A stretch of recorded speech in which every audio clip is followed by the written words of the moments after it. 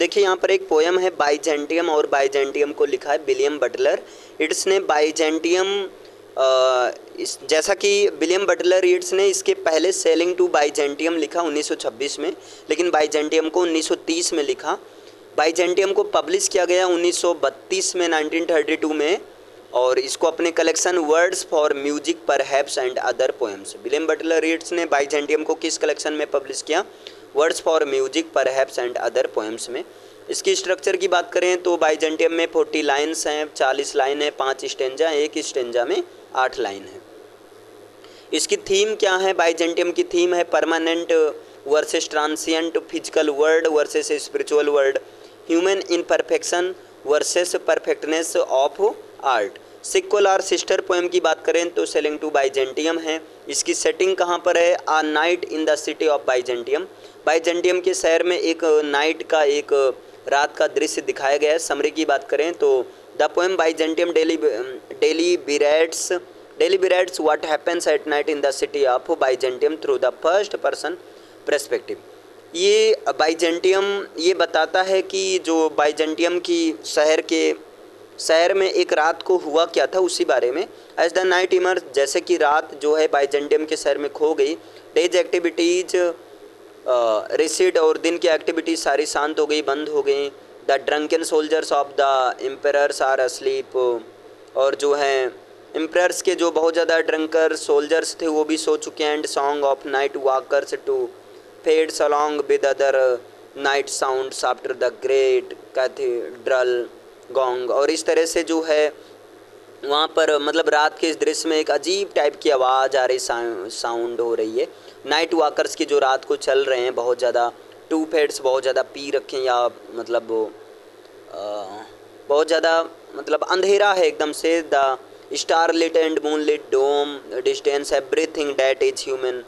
और देखिए ये स्टार लाइट जो तारों का प्रकाश, या मून लाइट जो चांद का प्रकाश है, for human life is mayor complexity is field with fury and Mayar of human beings. ये जो बहुत ज़्यादा एकदम सब गुस्से से भरे हुए, मतलब रात में घना अंधेरा है, बड़ा अजीब लग रहा है, डरावनी भरी रात है।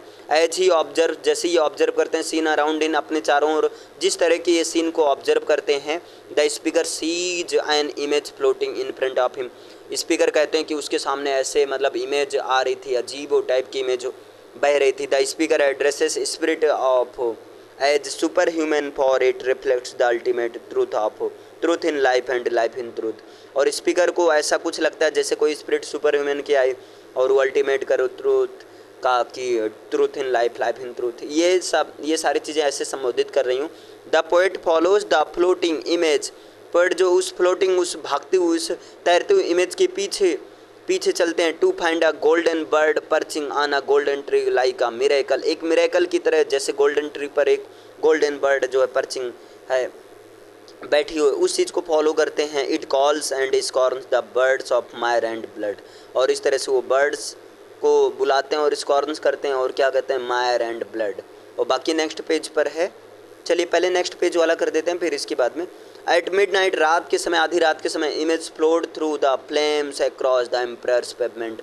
एम्परर्स पेवमेंट से होते हुए फ्लेम्स फ्लोट करते हैं। First seems to be self generated and self fed, for it was fed by neither wood nor steel. और इस तरह से ये पहली सीन मतलब बहुत अजीब टाइप, ना तो वुड थी ना ही स्टील था। Even the storm has no effect on it.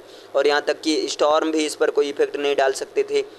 Hair blood begotten spirits come and dance. यहाँ ब्लड बिगॉटन स्पिरिट्स कहती थी कि आओ और डांस करो एक ट्रांस में। और he cleared all earthly impurities. Finally spirit after spirit arrives.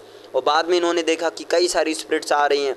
C shore to be carried across the sea on the banks of dolphins. और वो सब सी से होकर आ रही हैं। The golden smithies of the emperor ensure the perfection of the end process, while the flames ensure the spectacles cleansing the spirits on land. हाँ, यहाँ पर in sailing of Byzantium poet talks the journey of Byzantium. इन देखिए sailing to Byzantium में poet जो है Byzantium की यात्रा के बारे में बात करता है। But in Byzantium poet task of his experience eight Byzantium. लेकिन बाइजेंटियम में पोएट ये बताता है कि बाइजेंटियम के शहर में उसका किस तरह का अनुभव रहा, उसके बारे में बताता है। Therefore Byzantium looks like a improvised version of sailing to Byzantium. इस तरह से ये जो है बाइजेंटियम एक जो है सेलिंग टू बाइजेंटियम का ही एक इम्प्रोवाइज्ड वर्जन जैसा लगता है। There are these two poems commonly addressed as Byzantium poems, और इन दोनों पोएम्स को एक कॉमन रूप से बाइजेंटियम पोएम्स के नाम से कहा जाता है। यहाँ पर कुछ पॉइंट और हैं। W B Yeats was the one of the most important poets of the 20th century. W B Yeats 20th century के एक बहुत ज़्यादा इंपॉर्टेंट पोएट्स हैं। He passed away in January 1934 after a career in prose, drama and poetry. ये जो है 1939 में इनकी डेथ हुई थी। Byzantium is a sequel written by W B Yeats to his poem sailing to Byzantium. अब जैसे बाइजेंटियम और सेलिंग टू बाइजेंटियम दोनों सिस्टर पोएम कहलाते हैं। This poem was written 4 years later in 1930। Byzantium को 4 साल बाद 1930 में लिखा गया and published in the book words for music perhaps and other poems in 1932। और बाइजेंटियम को 1932 में पब्लिश किया, कौन से कलेक्शन में, कौन से बुक में? Words for music perhaps and other poems. During the break between these two poems, इन पोएम्स के बीच में जो ब्रेक होता है, the poet has undergone physical due to Malta fever and intellectual change. तो आपका ये था कंप्लीटली कौन सी पोएम? बाइजेंटियम। बाइजेंटियम को किसने लिखा बताइए?